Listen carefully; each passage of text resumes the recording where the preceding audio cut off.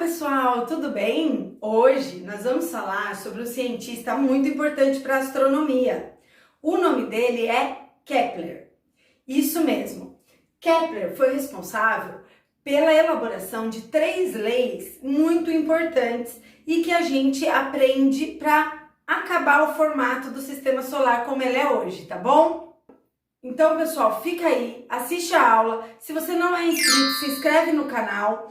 Se você já é inscrito, dê o seu like e preste bastante atenção na aula, tá bom? Não esquece que no final sempre tem um canudo.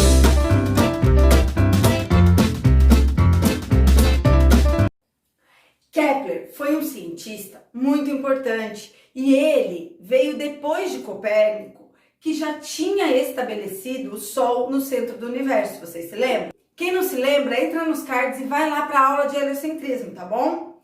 Pessoal, o sistema solar, tal qual era conhecido na época, era o Sol no centro do universo, os planetas conhecidos até então, Mercúrio, Vênus, Terra, Marte, Júpiter e Saturno, lembrando, dando a volta ao redor do Sol, certo? Que estava no centro do universo. Vocês se lembram? Pois é.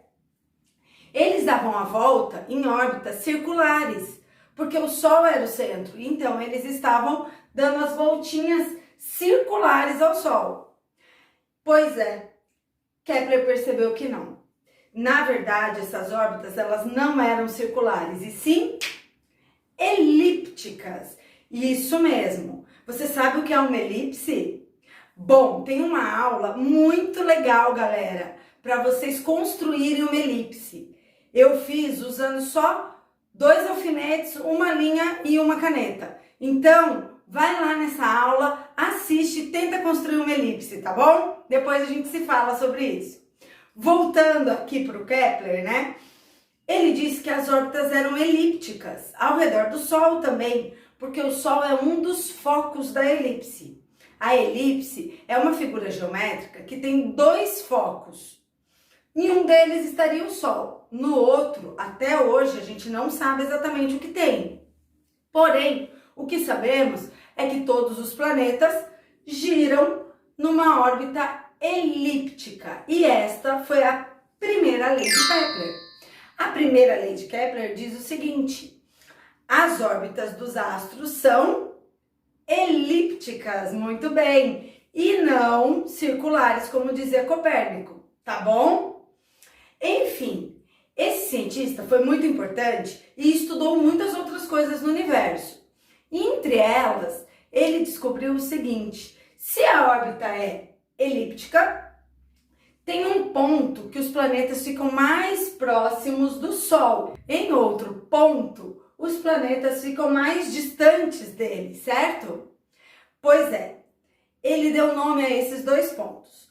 O ponto perto do Sol chamava periélio, periélio. E o ponto mais afastado se chamava afélio, afélio. Tudo bem?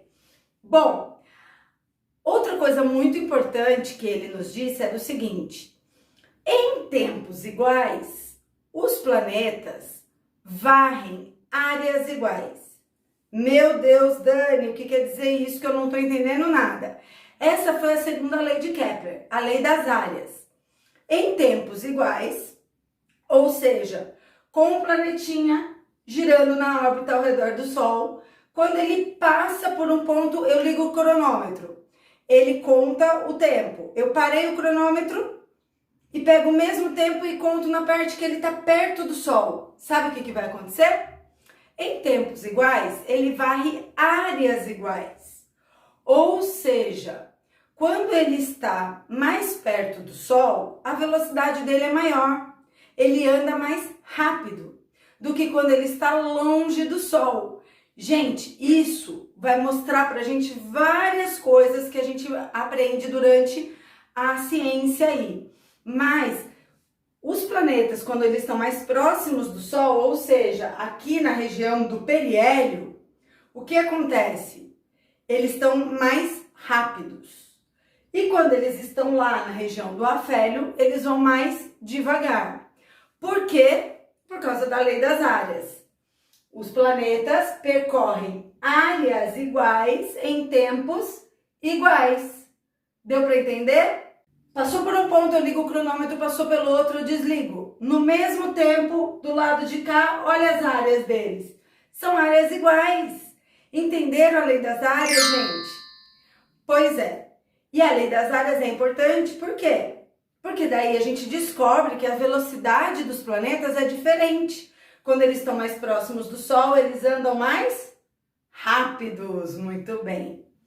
Bom, Kepler ainda fez uma terceira lei. Essa terceira lei, ela foi conhecida como a lei da harmonia celeste.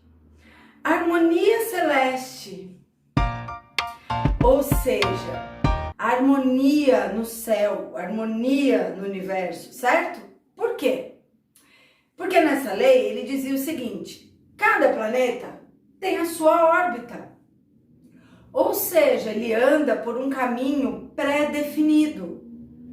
Por isso, os planetas não saem trombando por aí. Eles não se batem. Cada um anda em cima do seu caminho.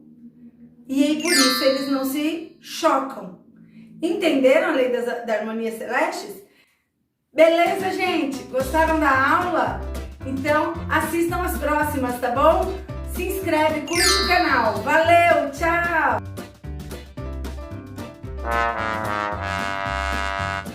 Então, em outro ponto, eu desliguei. Os planetas conhecidos até então. Então, fica aí, assista.